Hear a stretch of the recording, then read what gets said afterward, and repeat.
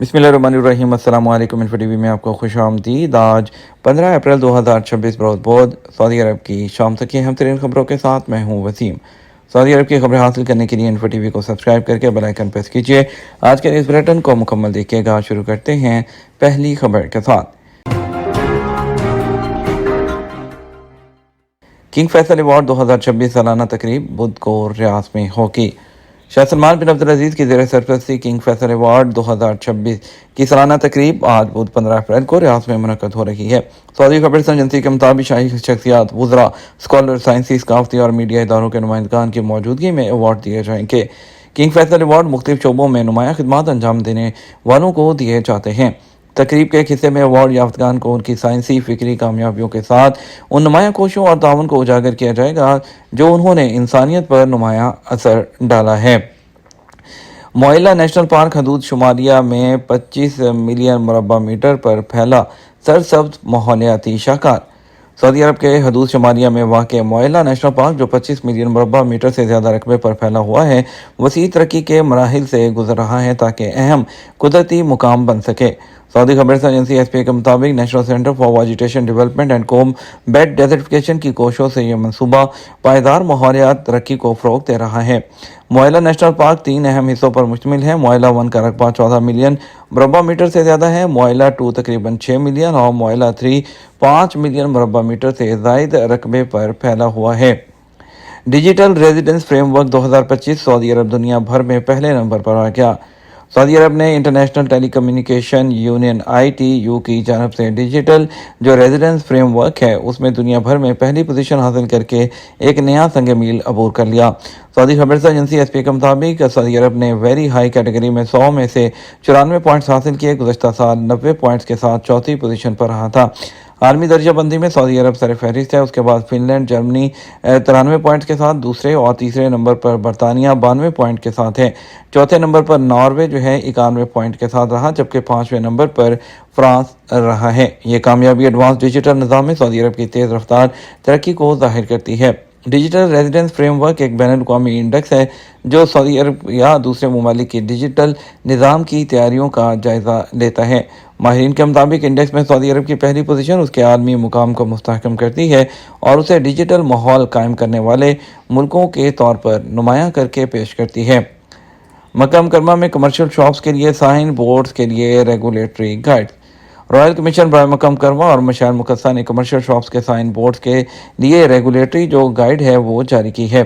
आजा न्यूज़ के मुताबिक इकदाम मक्का फन तमीर के रहनुमा असूलों के फ़रोग़, बसरी आलूदगी में कमी और शहरी मंजरनामे को बेहतर बनाने की कोशिशों का हिस्सा है जो सऊदी अरब के विजन 2030 के टारगेट से हम आहंग है। यह रेगुलेटरी गाइड मक्का मुकरमा में कमर्शियल शॉप्स के साइन बोर्ड्स की मौजूदा सूरत हाल के जामे मुताले पर मबनी है और जिसमें बोर्ड्स के साइज़, मेयार और कलर और दीगर अमूर को सामने रखा गया, जिसका मकसद शहर की बसरी शनाख्त को जाज़िब बनाना है।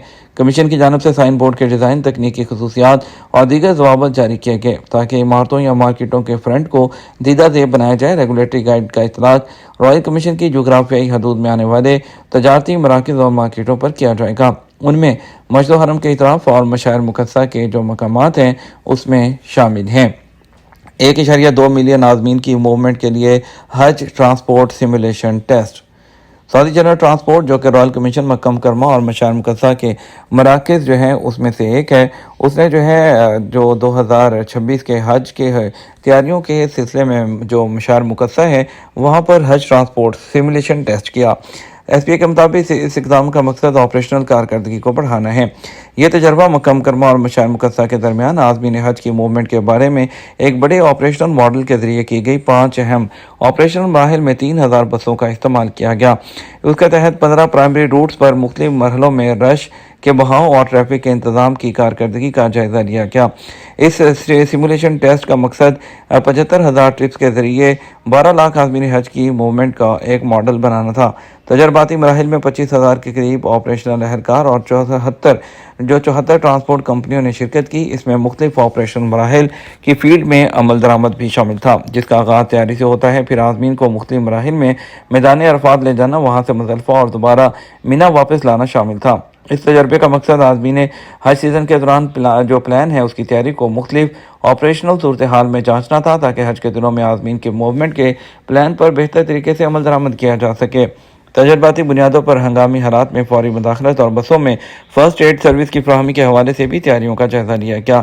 جنرل ٹرانسپورٹ سینٹر کے مرکزی کنٹرول روم سے بسوں کی موومنٹ اور وقت جو ہے اس کی بھی نگرانی کی گئی ہے۔ داخلی عازمین کے لیے رجسٹریشن کا دوسرا مرحلہ شروع ہو گیا۔ پہلا حج کرنے والے اہل ہوں گے۔